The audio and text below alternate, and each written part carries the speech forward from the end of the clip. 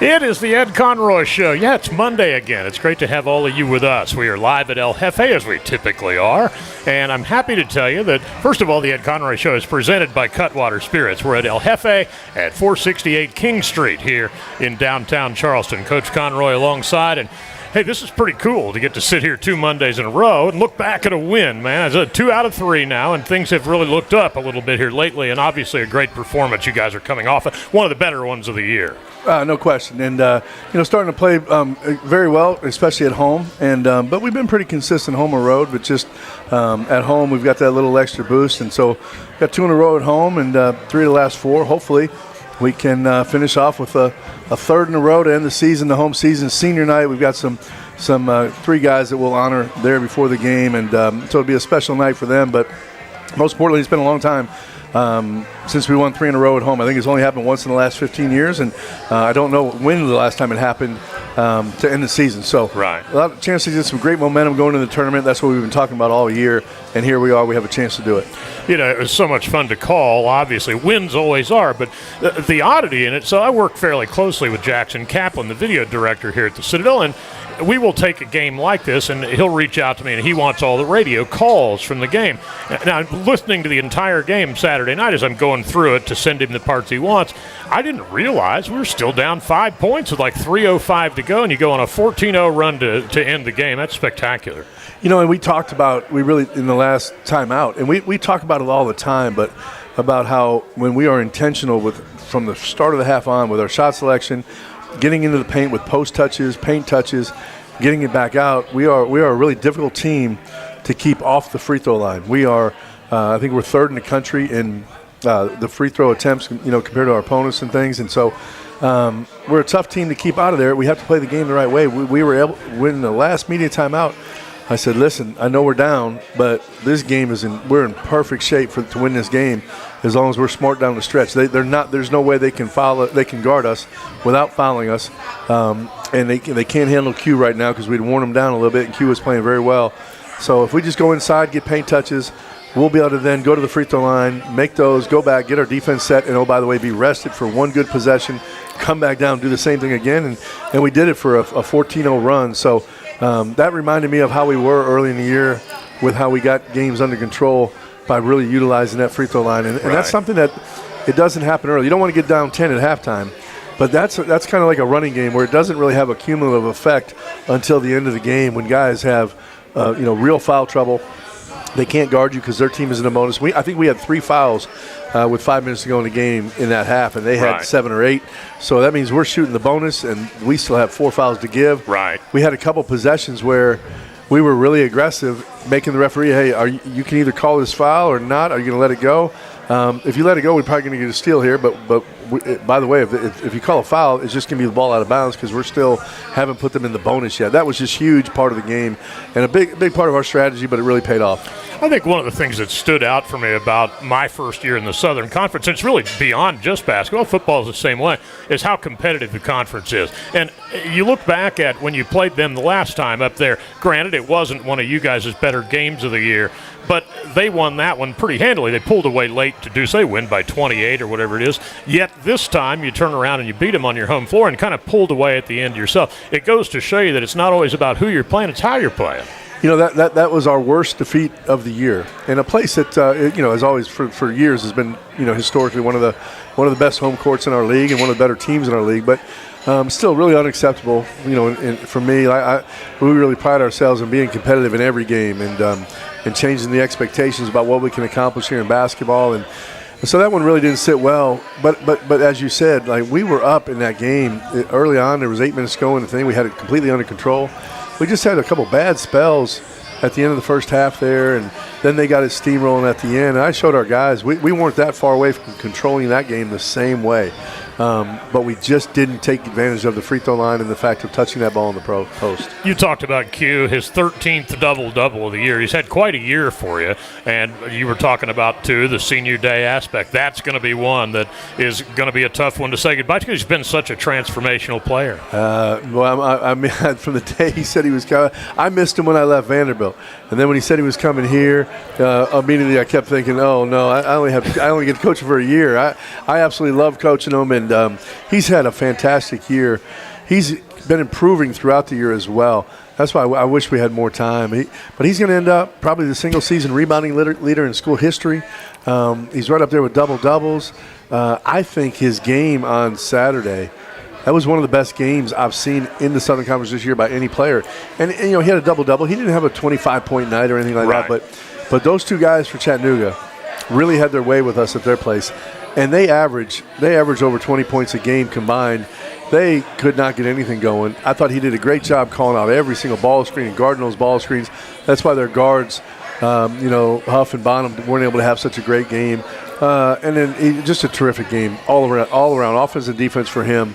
Really, really good. I think he's going to be really missed. He anchors our team, and like I've said many times, maybe the best leader I've been around in 35 years. And he's really embraced that role here. We're going to miss him tremendously. It's interesting because there are little things that happen during the course of a game. There was the instance where they called the double technicals. They called them on our player. I think it was Madison and then one of their players. And for whatever degree, you never want technical fouls called against your guys, but it almost seemed like there was an emotional lift out of that too, a little bit of that, the chippiness element. You kind of use that as the chip on your shoulder and constructively go and use that to your advantage. Well, and I don't say this to pat myself or the coaching staff on the back. I say it more to illustrate just how close this group is and how well they receive coaching and they're receptive to it. And where we're at right now as a team, everybody thinks we went to. Everybody kept checking, hey, how you guys doing? You hanging in there? You're sticking together? Like, no, this team is surging. Like they love coming to practice. We had a great one today. A lot of energy. I think that goes to the Q and those other guys' leadership. But we had a timeout. I think it was the 12-minute mark, and all I said to them simply was, "You're bringing everything. Your hands are great. Your feet are really good. You're moving well. You're playing with energy now on the offensive end. You came out of halftime on fire, like really, really with a intent on how to play the game the right way. These fouls are mounting up on them. We're going to be in great shape. The next step, who's going to hit the floor and win this game for us?" And I think it was like right after that, we saw Q laid out on the baseline for a loose ball. And then a couple minutes later, Madison was in there getting a double technical. I'll take that one every time. Right. Just the intensity of hitting that floor.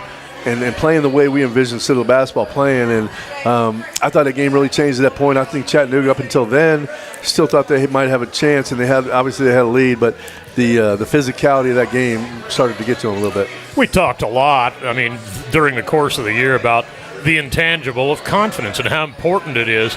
This one should give you considerable confidence coming out of it. Now, of course, it doesn't diminish how hard you have to work and all those things, but it should give you a nice jump in confidence coming out of it, just because this has been one of the better teams of the year. They're going to finish among the top 4 or 5 or whatever in the league, and you just proved basically you can beat any of them, and we know you've been close in all of them. Going into that game, they still had an outside chance if they would have beaten us. And Sanford maybe lost the last 2. They still had an outside chance of getting into that top seed. But, no, they're an excellent basketball team, a well-coached and really talented team. We're thrilled with that win, but more importantly, I think our guys, like you said, they're getting confidence from getting the reward. I think they're starting to really learn how we need to play the game of basketball on both ends and be a balanced team and a smart team and control games. And they're just inexperienced. I've said all along, like, there's only – I don't think people realize how young we really are. Right. We have 2 grad transfers playing for us right now, but one of them is like a sophomore. Elijah did not play in that many meaningful games in those minutes at Notre Dame. Q, this is the most he's played, the biggest role he's had. And then we don't have any seniors or juniors on the roster. There's only 4 schools. There's 362 Division I teams in America. There's only 4 in the country right now without a senior or grad transfer. We do have the 2 grad transfers. We have no seniors, no juniors. So we're right there amongst the youngest teams in the country. And, I think if you were to stack up where AJ and Madison are right now and the rest of our freshmen and sophomores, we probably have as much freshman and sophomore scoring as the Citadels had in a long time. Yeah, to be honest, aside from just the scoring part, the bench, I think, has gotten better and better as guys have kind of figured out their roles, and you're still mixing and matching with players and all that to get through these, but it seems to me like the bench has kind of gotten better and better. It may not always be reflected in the scoring, but it's reflected in the things they're doing on the floor. Well, I got to give a shout-out to our staff. We pride ourselves on being – we want to be the best player development staff in the world, not just in college or NBA, but the world. And we really focus on that. And if you look at the numbers of Madison, from freshman year to sophomore year, AJ freshman year to sophomore year, Elijah now from last year to this year, Q, and just like the development that takes place. And I think you're starting to see that now with Cam Roberts and Marcus Pegram and those other guys. They're starting to get the more minutes they get. They're able to show that they're developing as well. Colby McAllister, I thought he had another really good practice today. He's starting to give us some valuable minutes. Josh Davis off the like. There's several guys that are starting to really emerge, and Quinn Nielsen doing great things. Other guys at practice, so it's encouraging. Yeah, and of course we sit here, a couple of games now left, including this Wednesday. That'll be against East Tennessee State at McAllister Fieldhouse. That is a 7 o'clock opening tip, and we'll be on the air right here with pregame coverage at 6:30 if you can't get out there. But I encourage you to get, if you haven't seen this year's team, get out to the Fieldhouse and watch this year's team. This is going to be your last chance day after tomorrow on Wednesday. And the games haven't always ended exactly the way you want, but I can promise you this, they fight for the full 40 and sometimes beyond if it's necessary. And they're generally right there at the end of them. And thankfully, 2 of the last 3, they've gotten over the hump and it's ended the way we've wanted. Talking a little about the tournament, Coach, we have a couple hurdles to clear before that gets here. I'd love to get your thoughts on tournament play. It's obviously a very exciting atmosphere. There have been some huge upsets that often happen in tournaments. Clean slate to start. Doesn't really matter as much what you've done in the regular season. Everybody starts 0-0 in that tournament. And it's really, when you've had a year like you guys have had in the bigger sense, there's your opportunity to go make some history. No question. I think that's what's special about college basketball is that you need to be playing your best basketball at the end of the year. The fact that it's sudden death, it's one and done, it just adds that element to it. And there's nothing like it. I would encourage people 2 fronts. One, we have a chance on Wednesday night to honor 3 guys that really, I think, have helped us, set the stage for the future of Citadel basketball. And Elijah, Quentin, and Winston, 3 great representatives, and then a chance to win 3 in a row at home and go out into next year with that kind of momentum.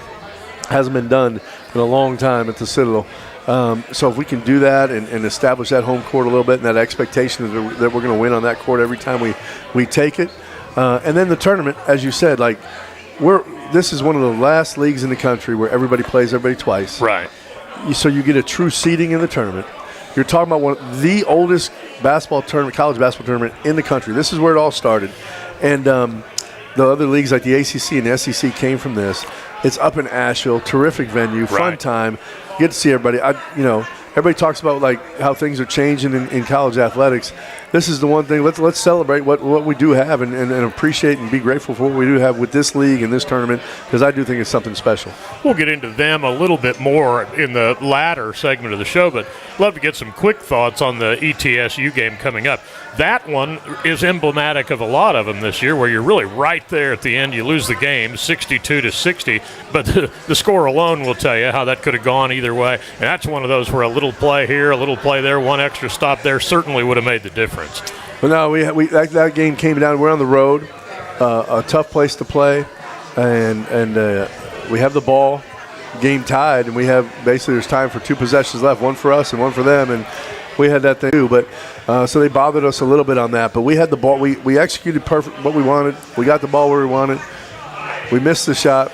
It ricocheted off. They went down there and they were able to get a basket, and it was just a tough ending, but a great effort by our guys, and hopefully we can put that on the right side tomorrow, like I said, and accomplish those things that we want. We want to send these guys out the way they deserve. We love them, we're going to miss them, and they're going to be part of our program. But then also that 3 in a row at home, and then that third most important piece, we continue to play good basketball heading into this tournament.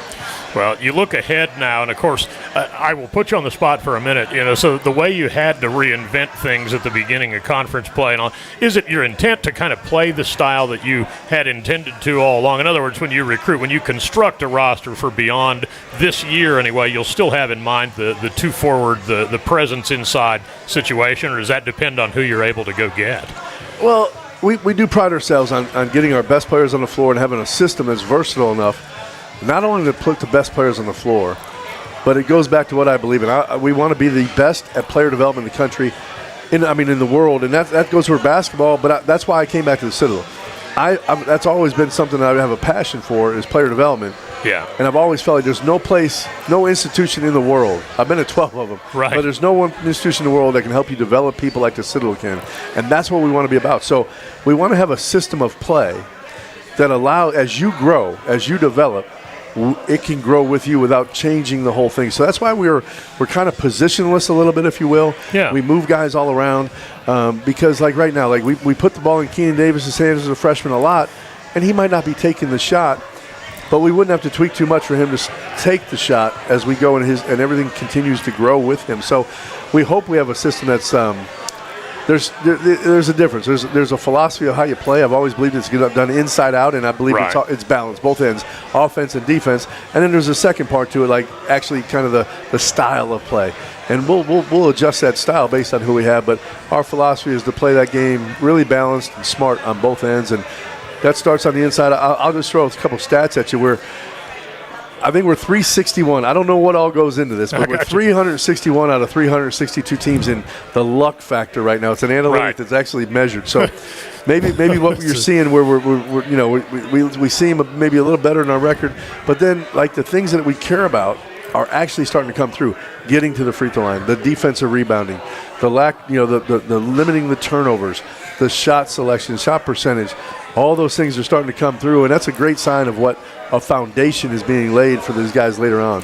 One of the dynamics I've found working with coaches over the years, and really at various levels, is there are coaches that are so married to what their philosophy is that, okay, it'll work if you just go execute it right. And then there are others that are like, okay, I'm going to slow down. I'm going to take a look around the room and see what I have. Then I'm going to develop the best thing to utilize these guys to go out and succeed. That's us. And the last part of that is we want a system that I don't care where we're playing. I've always believed, from the day I was a player at the Citadel, from the first time I walked on campus, if you go through what you go through at the Citadel, how can going on the road to play a basketball game affect you?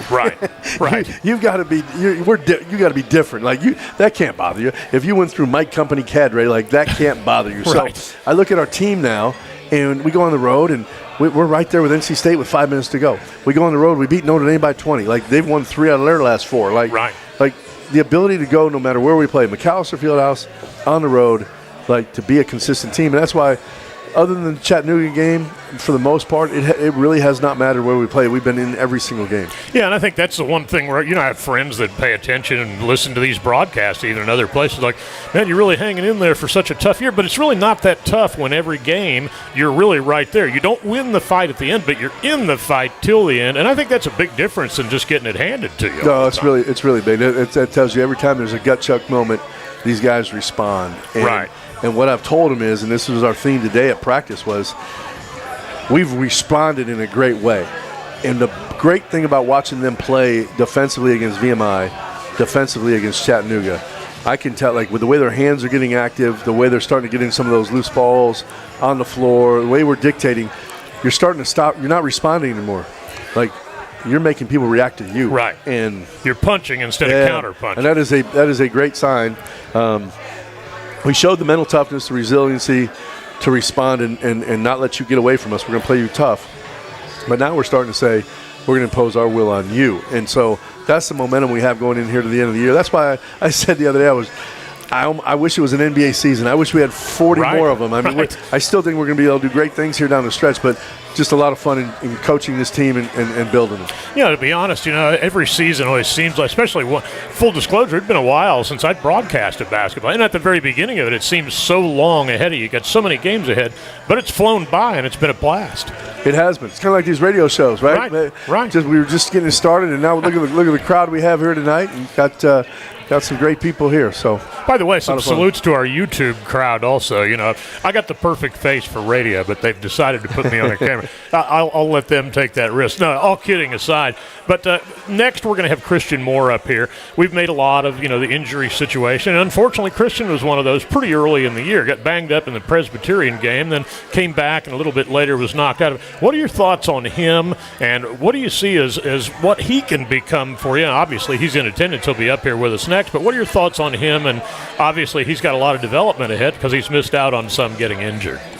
Yeah, it's one of the great blessings, and I'm so grateful for to be able to come back now. I get to coach. I'm coaching, like in Winston Hill, I'm coaching a former teammate's son. Right. Elijah, somebody that played with my sons, and Q, who I had at Vanderbilt. And then Eric, Christian, I played against his father, Eric, at Furman. Yeah. So it's just a lot of fun for me to see the growth and development of the new era, the new guys. And but he is someone Boy, was I excited watching him compete and play in November, December. I thought he was really taking off when he was injured. He was someone we could really count on. A versatile player. He's exactly what we'd want, like size for the position. Right. But I'm not sure what it'd be a disservice to call him any one position. We can put him in anywhere because he has a great sense of how to play the game. He's a very smart player, knows how to distribute, almost to the point where you could not notice him early in the year because he's just being so unselfish. And all of a sudden, as you saw, boom, three. Right. Like, and next thing you know, he had 9 points. Like, when did this happen? When did he have those 4 assists? And that's kind of what he was. He would plug himself into the game wherever he was needed, and he was just off to a fantastic start. Can't wait to get him back healthy. Well, we'll bring Christian up here, and we'll get his thoughts on an abbreviated freshman season. But, the other thing about it is he's still gotten to be with this group, which is closely knit. He hasn't traveled a lot since getting hurt and all that stuff, but still has been right there on the bench. Has been a vocal part of all of it. I just asked him, what's the number one thing you've learned while you've been sitting out? And he said, now I know why you have such gray hair. But I'm glad this is on YouTube because if it was just on radio, you'd miss the greatest trait that Christian Moore brings to the table. The smile. And that is that $1 million smile. Yeah. He lights up every room he comes in. He is exactly, we used to joke when I was a teammate at Citadel, like the one thing you can't get a roster where the experience of the Citadel and that daily grind makes you a zombie. We got to have some life in there. And we had it last time with guys like John Brown and some characters like that. Yeah. Christian's one of those guys, like, I don't care what you do, you can't get him down. That smile's there 24/7. Can't coach speed, can't coach $1 million smiles. Can't do it. The Ed Conroy Show is presented by Cutwater Spirits. We are live at El Jefe here at 468 King Street in downtown Charleston. We do this every Monday, although the season is winding down. We're running a little bit low on them. Right here, we will take a timeout. On the other side, we will bring along Christian Moore, and we'll get his thoughts on, again, his abbreviated freshman season, but he's been right there with a front row look at everything as it's gone forward, and we'll get his thoughts on the season and some other things when we come back. That comes your way next. We also want to salute Joe Mack, who is running the board back in our flagship station tonight. Thanks, Joe. Back with more after this. You're listening to the Ed Conroy Show and the Citadel Sports Network.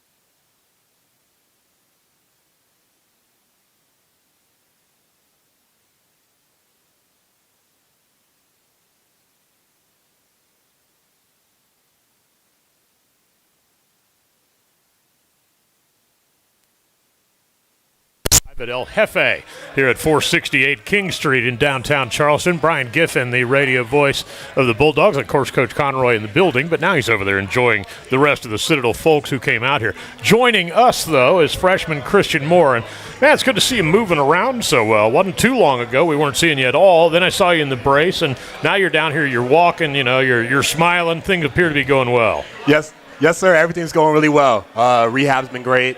So I'm just excited to be back with the team, and everything's been going really well. If you could, I mean, look, obviously it's an abbreviated one because of what happened. Injuries are part of the game, but can you talk a little about the things that you've learned so far in this your freshman year, and the things that you've learned that you think will help you as you go forward and once you are ready to play again? I mean, this season has been something kind of unimaginable. I never would have expected something like this to happen, but it really just gave me some great perspective, like every single rep I take could be the last rep I take, and next year when I come back, I'm just going to be 100% everything I do and just understand that whatever I do could be the last time I do it like it was this year. Yeah. When you watch this team, and Coach and I were just talking, I've made this point throughout the season on the air. Yeah, you haven't had nearly the wins that you'd like to have had, but the fact that there's never been any lapse in the amount of fight in this group, nobody's ever packed anything up or folded anything up. The fight has stayed the same, and you guys have been right in these games, and now to finally get over the hump a couple of times, 2 out of the last 3, it's got to be a huge lift. It is for sure. It feels amazing. Just as me, just spectating, I'm just so proud of the guys and how we fought. Like, we never put our heads down after like a few tough losses. Like that loss at Furman was tough. Right. Like a team that wasn't built like we are, they would have put their heads down and just honestly given up. But we came back. Like the last 2 games have been great. The game at versus VMI versus Chattanooga, we've played like a great basketball team, and I'm really proud of our guys for that. Take us back a little bit to earlier in the season when you were on the floor. Your first ever college basketball game is at NC State. That's a pretty well-known venue. Everybody knows the Jimmy V store, all of those things. But just some thoughts on the experiences you did get to have this year prior to the unfortunate injury. I mean, NC State that's a crazy way to start your college career. Right. I was blessed to have my dad was at the game. My parents, my mom was watching from home. So it was a great experience. I mean, I was a little starstruck the first few minutes. I mean, just looking up, the lights were bright. So, I mean, I didn't have the game I wanted to have in the first half, but, I mean, I think I settled down in the second half of NC State. I think I hit a 3, and I had a layup on DJ Burns. So that was – I mean, it was a good first college game for sure. Yeah, and DJ Burns isn't exactly not a well-known guy. I mean, everything in all the press notes and everything was DJ Burns this, DJ Burns that. And I thought you guys did a pretty good job against him. Yeah, he's a great player, and he was going to go off against anybody. But I thought you guys did a pretty good job on him. I did too. I mean, when you have Quentin Malora-Brown down there, no, we're not afraid of any big man. So let's talk about those guys. And I mean, in your case, look, as a freshman, all of this is still relatively new to you, and there are still things that you're going to see that you haven't yet. After all, but I'd love to talk about the things that you've learned from guys like that, and the influences of guys like Q, like Winston, like Elijah. I mean, and even a couple others like AJ, who's grown so much, and Madison, who's come along so much. These guys are leaders, whether they're underclassmen or not. I mean, my biggest mentor probably has been AJ Smith. He showed me a lot of the ropes because we were in kind of the same situation. Like, at first I was a little tentative trying to figure things out, trying to like really explore the game of college basketball. But AJ just said, don't be afraid to make mistakes, really. And all the guys, Madison, AJ, Q, I mean, normally you get out there, you're a little scared, you don't want to make mistakes. They told me to make as many mistakes as I want. Right. And just improve on it. And it really just helped me as a basketball player and just really as a person, too. So you're from California, man. You're a Los Angeles guy. Yes, sir. I'm not real good at geography, but I think we're on the other side of the country. Yeah, here. we are. Coach talked a little about his relationship with your dad. What attracted you to come all the way here to the Citadel? I mean, when Coach Reynolds came – well, this is kind of a crazy story. Well, after I committed, Coach Reynolds actually came to one of my thirds baseball games, and I was like, these guys are all in on me. And I just knew I couldn't say no to, like, a school that, like, really just wanted me, and I just couldn't say no to that. And I'm just really thankful for the fact that they brought me here. I've loved my experience here, and I'm happy with how things turned out. What do you think about the Southern Conference? I mean, the one thing that stood out for me, this is my first year in it too, is just how competitive basically all of it is. And VMI's had a tough year, but VMI was a tough deal when we went up there. So there aren't any gimmies. It's not like that. They're highly competitive, and there's really good players in this league. The Southern Conference, I mean, every day is a battle. I mean, there's no give-me games. Like VMI, bottom of the conference, they came in, they beat us. So it's like Chattanooga, they're close to top of the conference. We came in, we beat them. So it's like you have to prepare every game knowing that team can beat you. And like if you have a bad game, you could get embarrassed. What were the things, or what were the things back when you started that were different or difficult or more difficult? In other words, what did you notice first? Was it how much faster the game was? How much bigger things like that? Just talk a little about the adjustment when you got here. I mean, my first college practice, I was gassed. I didn't realize how fast things moved, especially on the court. I mean, you got to play full speed every single possession. And like in high school, I used to play like literally almost the entire game. Right. I got to college after a minute, I was gassed. And it was just a crazy experience, just realizing like guys like Madison Durr, Quinn Malora Brown, they play 38 minutes a game, and they're in the shape to do it. So it was kind of like I was kind of like starstruck. I was like, right. How did these guys do it? You know, there's been an obvious closeness among this group, and I suspect that's a big part of why there's still so much fight in them too, despite how things have gone. There's a closeness in there, a chemistry, if you will, and so. Obviously, you've enjoyed being around these guys, and it's obvious that all of you enjoy being around each other, and I think that matters. You don't always have to be friends to be good teammates, but that matters. It definitely does. I mean, we're such a close group. Like I know Big Wednesday, we're going to have a great fight in us because we got to send our seniors out, right? We got to send Winston, Q, Elijah. We're like our guys are going to fight to send them out with a win. So I'm excited about that. How much do you feel like you'll be able to take things that you've gained from those guys and apply it to your game and maybe emerge into a leader type of role on your own? I'm definitely going to learn a lot. Like even just being around Winston as much. I know we're both in two unfortunate situations, but I've learned a lot from him in the training room. He's just like he could have got down on himself. He's in his sixth year of college, and that injury happens. He could have been down, but here he is every day in practice, smiling, cheering on the guys, and he's just been a great role model for me. And I'm excited to take what I've learned from him and apply it next year in a more leadership role. You know, he has actually been on radio with us a couple of times as well, and he will be again. I think he will be actually on Wednesday.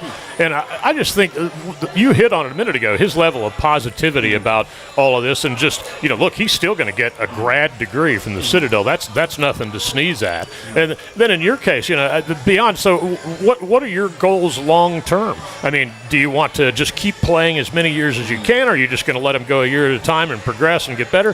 What do you want to be when you grow up? What do I want to be when I grow up? That's a loaded question. But I think I want to play basketball for as long as possible. This year definitely gave me some perspective. I realized how much the game of basketball has impacted me. Yeah. And I want to play as long as possible. So I mean, whether that's till I'm 25 or till I'm 30, I don't even know. But I mean, after that, I think I want to go into something sports related. I love the game of baseball, maybe something managerial in baseball. So, hey, you're a well-spoken guy. You come out and broadcast a game with me. Yes, sir. I would love that. You got a baseball background. Hey, I'll utilize you the same way I did Winston.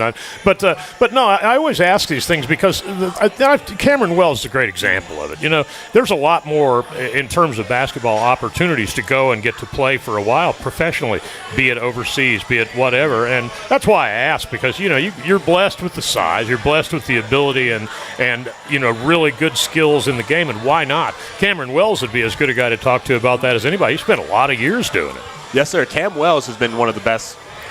He's just really taught me a lot about the game. I mean, as someone who's scored the most points in Citadel basketball history, right. He's a great person to listen to, and he's given me a little pointers and tips when I was playing, and even now, because he also went through some kind of knee surgery, so right. he has input on that as well. So he's just been great to have around, and I hope he stays around for forever, really. It's a funny thing. I've teased him a couple of times because I'm obviously at a lot of practices, especially on the road when we have shoot-arounds and things like that.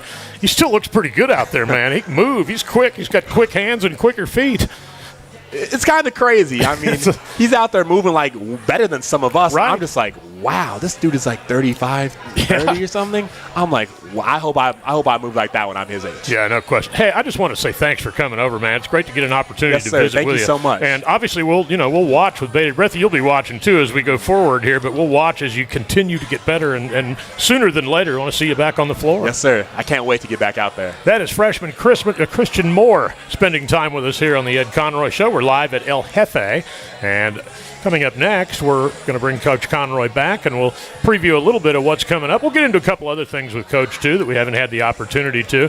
Right here, we take a time out, though. The Ed Conroy Show presented by Cutwater Spirits, and we're live at El Jefe here at 468 King Street in downtown Charleston. Back with more after this. You're listening to the Citadel Bulldogs Radio Network. Great stuff, man. Yeah, absolutely.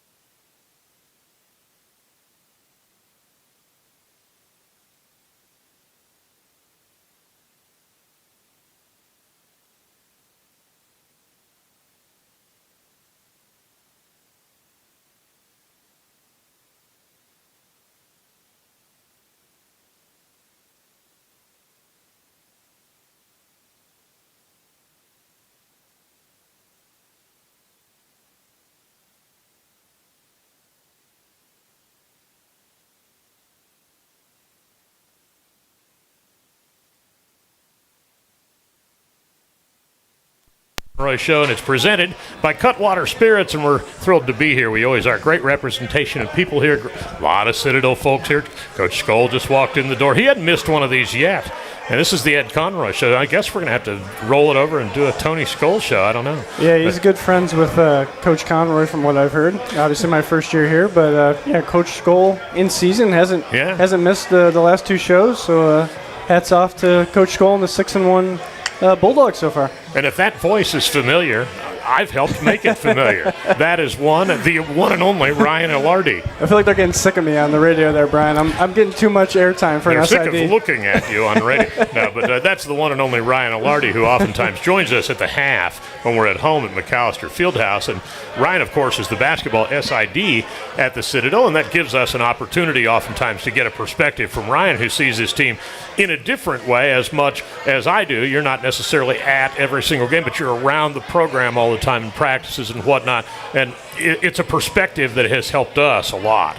Yeah, I mean, I watch them when they're on the road. I listen to you on the road. I like you over the ESPN broadcasters that I get at our road arenas. You know, I text you during the game sometimes and get this guy another beverage. Yeah, I get to see some of our student athletes and kind of an off-court, laid-back kind of setting that we've talked about this year. We got a bunch of great guys on our team, as you mentioned, just personality-wise, very respectful and joy to be around.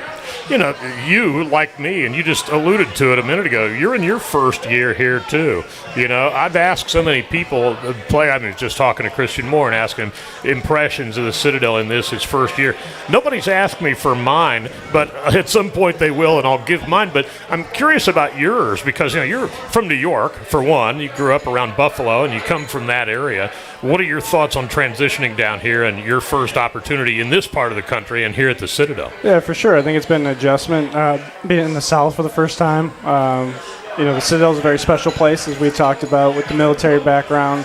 It took me a minute to get used to watching the cadets walking around during campus, whether you're walking to the store or driving in for work, but great place, very special, and I enjoy the weather. I'm a big golfer, and I love baseball. I played baseball in college, as we talked about, so it's nice to get somewhere where there's no snow and it's a light winter, so to speak.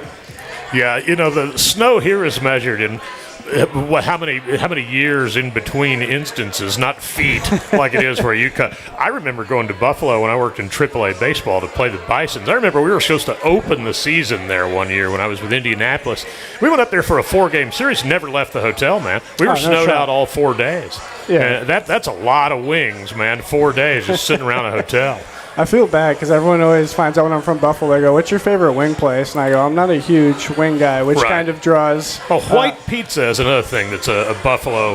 Yeah, white pizza. I'm pretty beef basic. on weck. Yeah, beef on weck's the one. If you come to Buffalo, you got to do a beef on weck. That's a great one.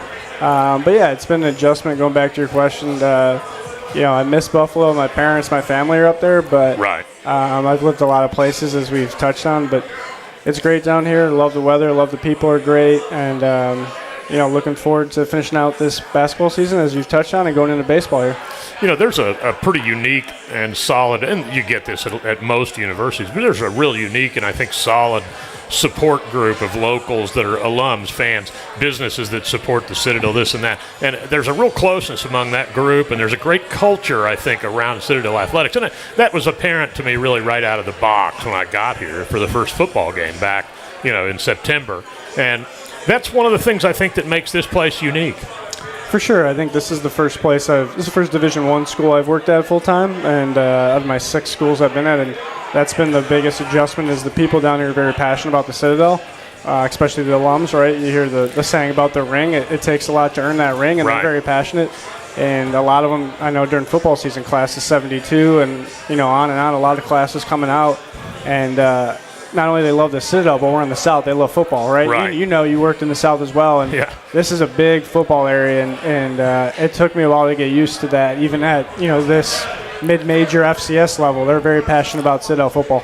Right, no question. And I'm excited for what that's going to look like this year. You know, that's one of the great things, I guess, as much as you can find fault with a lot of the way things operate these days, or maybe take issue because you're like me, get off my lawn guy that isn't used to it. I don't know. But you also can, the point is, on the upside, you can improve a program and a team very quickly. And I'm excited about the additions they've made. Yeah, I mean, first of all, I love Coach Drayton. I had to work with him in the fall. You know, me and Colin, the other SID, you've referenced, that handles our baseball. And, you know, we got put in a really tough situation with our head SID leaving, and Coach Drayton was great to work with. Very nice guy, very accommodating. Right. Anytime we asked him if we need something, he was more than willing to do it. And that's not always the case. Football coaches, yeah. you've been around, you've worked at football schools. Sometimes those football coaches are very, high and mighty and, pull the power and use the power they have. And Coach Drayton was none of those things. I only have great things to say about Coach Drayton. And I think he's going to get this thing turned around. It's going to take some time. I think it's going to take a little longer than maybe some people hope. But I think Coach Drayton, is doing it the right way. Yeah, honestly, I don't know. I couldn't give a guess on, wins and losses. Of course. But I can tell you that it's going to be better this coming year because it got better week to week to week to week, even though the season was such a tough one. Hey, thanks, man, as always. Oh, man, I enjoy it every time. Great. This time you get to work on my left. At McAllister, you're always on the right, so this is cool. I get to make an adjustment here. Yeah, the nose is still big, whatever side you look at. So yes, I got that Italian nose, hey, so that's man, not going away. Honestly, though, down here in an area like this with all this great food, that's a perfect place to have one. That's Ryan Alardi cracking some nose jokes with us here as we wrap this segment up. This is the Ed Conroy Show. It's presented by Cutwater Spirits, and we'll bring Coach back and have some final thoughts here as we get ready for the East Tennessee State game. That'll be Wednesday night, 7 o'clock tip as usual at McAllister, and this will be the final home game of the year, so get out there. And if you don't get out there, certainly join us. We'll have pregame coverage at 6:30 as the Bulldogs look to even things up with the Bucks after losing 62-60 up there. Back with more of the Ed Conroy Show after this. You're listening to the Citadel Bulldogs Radio Network.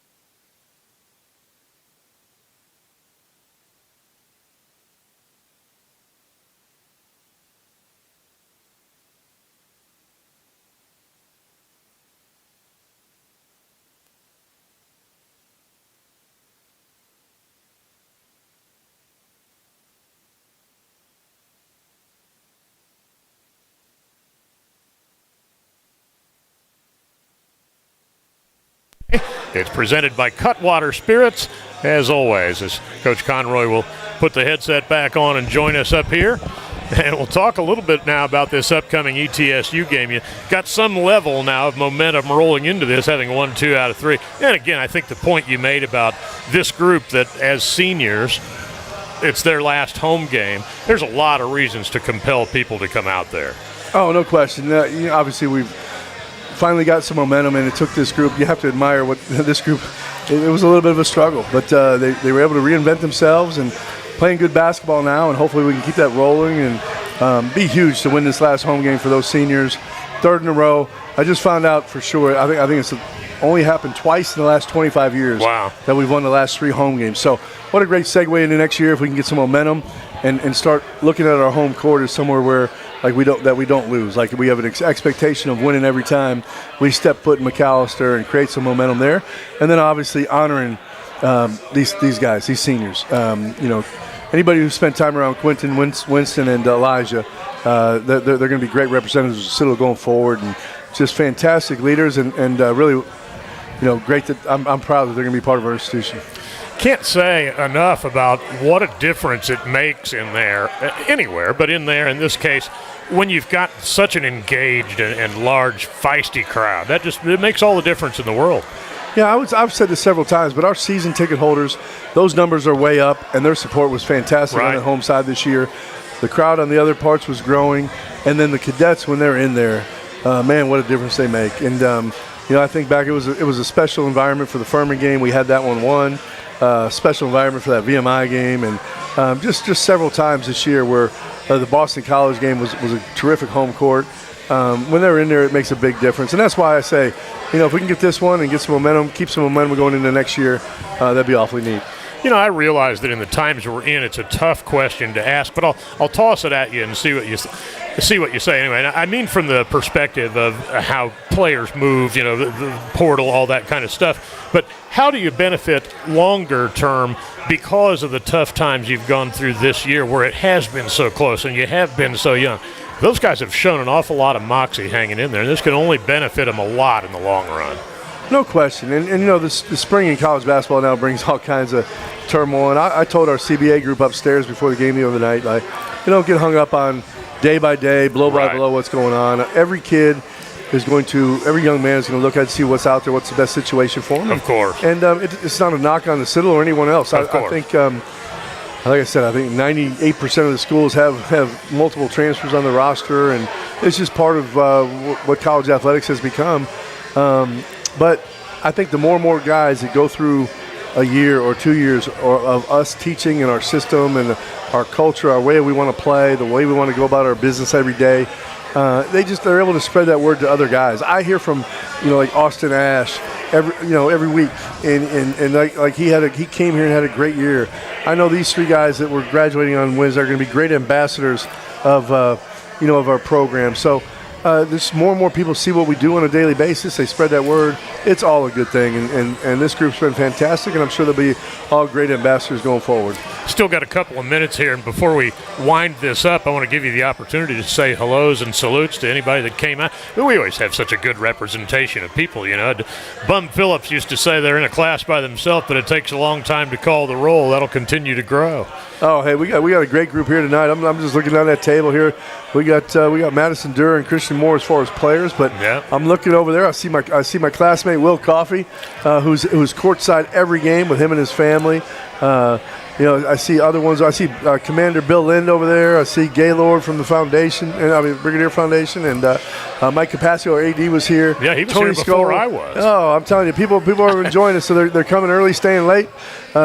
Tony Skoll just walked in a few minutes ago, thrilled with the start of his baseball teams. I think I've been to 3 or 4 of the games, but boy, they look really good. Their offense is clicking, and they're getting some good pitching, and so they look really good. I'm excited about going to those games the rest of the year.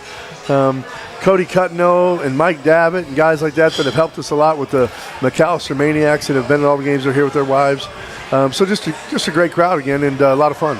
Well, you take on ETSU, and again, you had that close game with them. It was a 62-60 loss up there. One of probably more painful because it was just so painfully close at the end. What do you got to do? Obviously, you always look for fast starts. What do you got to do to get this next one? So very close with their staff. Brooke Savage was actually on my staff at Tulane.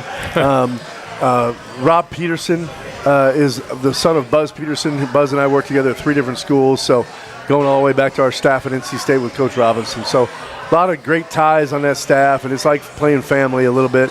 But terrific rebounding team. I think they're a very good and maybe underrated defensive team. Yeah. So we're going to have to work really hard to get those same good shots we've been getting. Got to make sure we make great decisions around the rim. They're a great rim protection team, a lot of shot blockers. And then the offensive boards.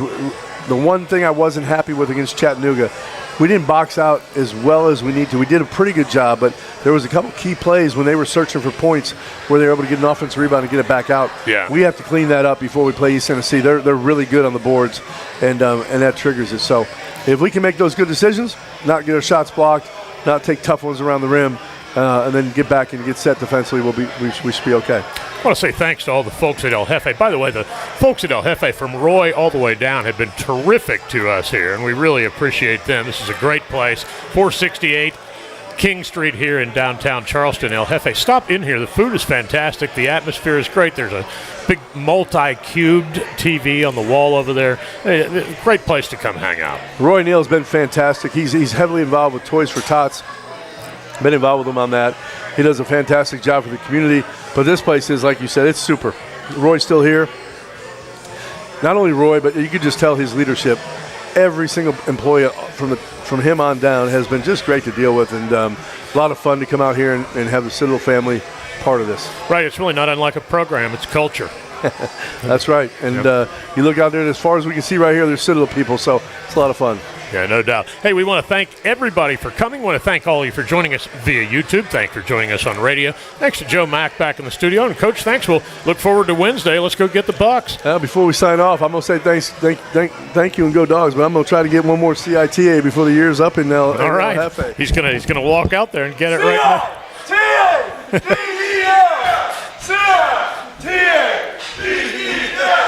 I couldn't have said that any better.